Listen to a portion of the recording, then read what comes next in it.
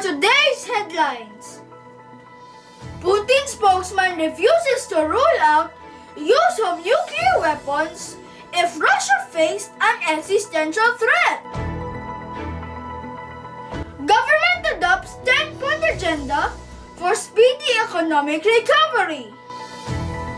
DPWH to Belo. Davao City Coastal Road Project different from ordinary highways. PBA. Converge takes over Alaska Aces franchise. Why Minnie Mouse has a newfound love for lo-fi hip-hop. Russian President Vladimir Putin's main spokesperson said that Moscow has yet to achieve any of its military objectives in Ukraine and refused to rule out the possibility of using nuclear weapons. Micah Librado, reporting live from Russia. Micah?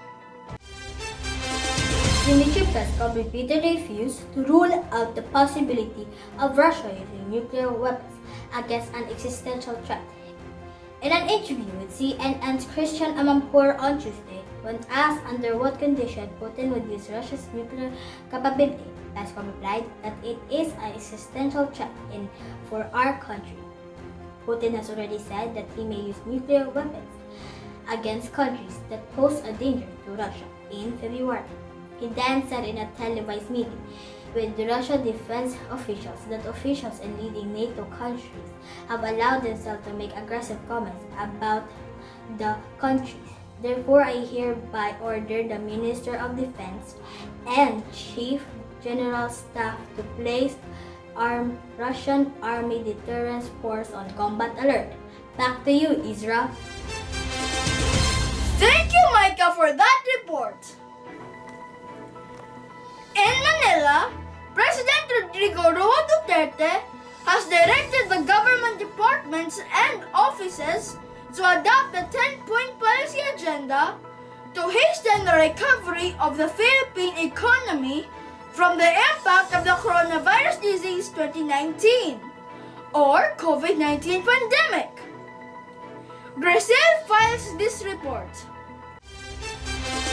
Under Executive Order EO-166, inked by Duterte on Monday and released on Wednesday, the adoption of the 10-point policy agenda will help fast-track economic recovery and drive broad-based expansions across various productive sectors amid the prevailing COVID-19 pandemic. According to the executive order, the Economic Development Cluster has recommended the adoption of the 10-point policy agenda to accelerate and sustain the country's economic recovery. There is an urgent need to adopt policies on economic recovery to sustain current economic gains, minimize the pandemic's long-term adverse effects, and restore the country's development trajectory.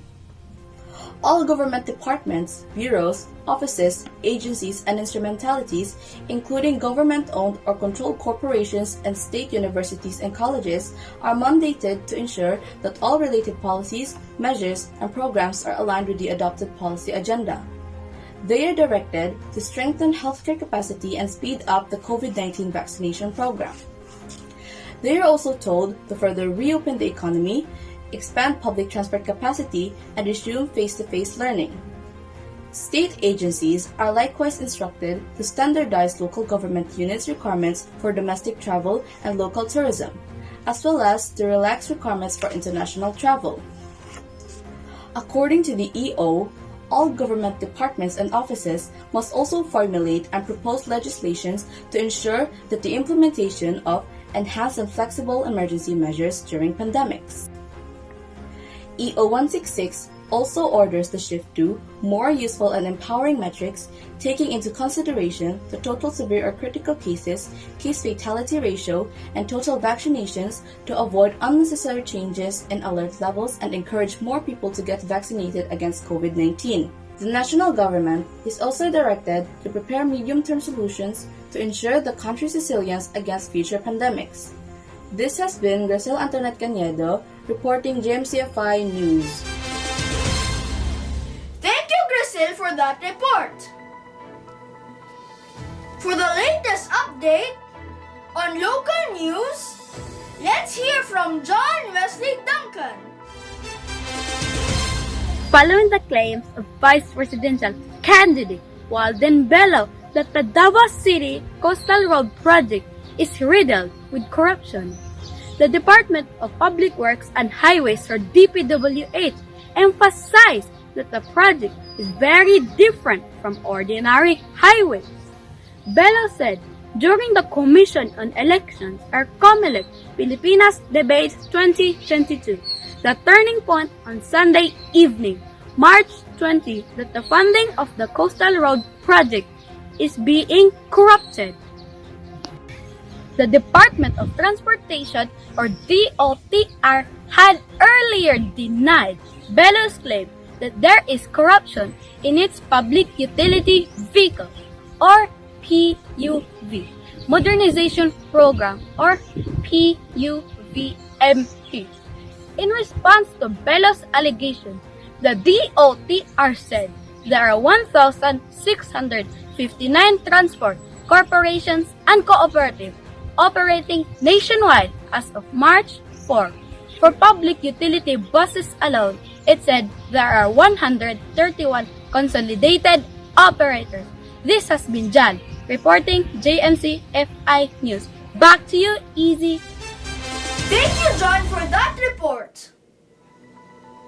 Internet service provider Converge ICT Solutions has taken over the Alaska Aces franchise in the PBA.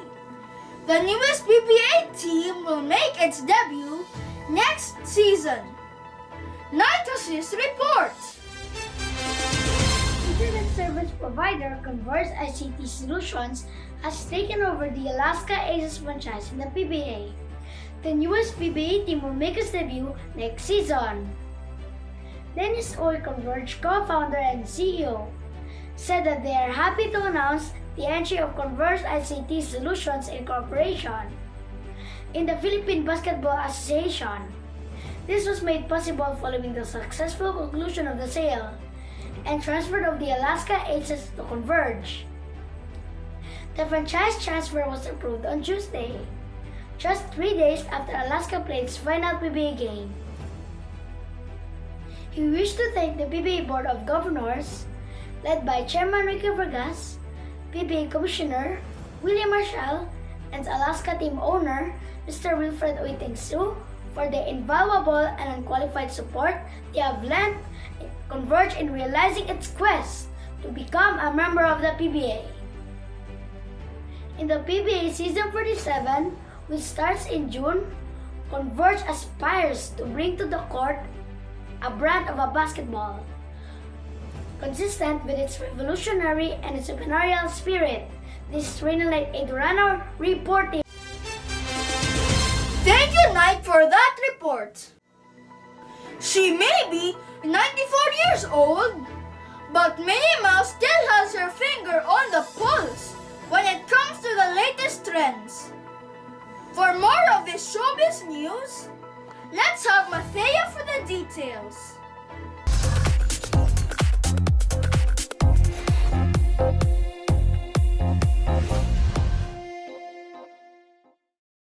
Miggy's girlfriend has put together an album of covers of some Disney's greatest hits. But here, all the songs have been given a lo-fi hip-hop twist, embracing a subgenre that has won over millions of music lovers around the world. Minnie Mouse worked with artists like Purple Cat, Dutch producer Evie, and Harpist Tempo Dreams to reimagine songs like You've Gotta Find Me, I Just Can't Wait to Be King, and Into the Unknown. These new versions have been reworked in such a way that they can help promote concentration and relaxation, two elements that are particularly sought after by fans of lo-fi hip-hop. Many put these soothing instrumental tracks on in the background because they offer a relatively passive listening experience. In fact, that's the whole point of lo-fi, to encourage productivity, even if extensive musical research on the subject is lacking. Lo-fi, which is short for low fidelity, is a subgenre that borrows melodies from the jazz repertoire and pairs them with repetitive beats of hip-hop. This gives listeners a dose of motivation without being distracted by any words or musical eccentricities. It would seem that Minnie Mouse identifies particularly with this functional vision of music. Disney and Minnie Mouse are a natural fit with lo-fi, especially with Minnie's interest in creativity, music, and wellness learning into lo-fi's penchant for self-expression and its calming, meditative properties, said Disney in its official statement reported by JMC News. Lo-fi and Disney are both great sources of comfort, so the two make for a perfect match. Could it be this very innocent that made lo-fi so popular on the internet? Chances are it's contributing to it. YouTube channels specializing in lo-fi hip-hop often use images inspired by cartoon and manga aesthetics to create a comforting sonic and visual environment. This is reflected in the famous lo-fi girl. This young student revising has quickly become the symbol of this musical subgenre, so much that the Chill Cow channel, which has chosen the character to embody its identity, changed its name to Lo-Fi Girl.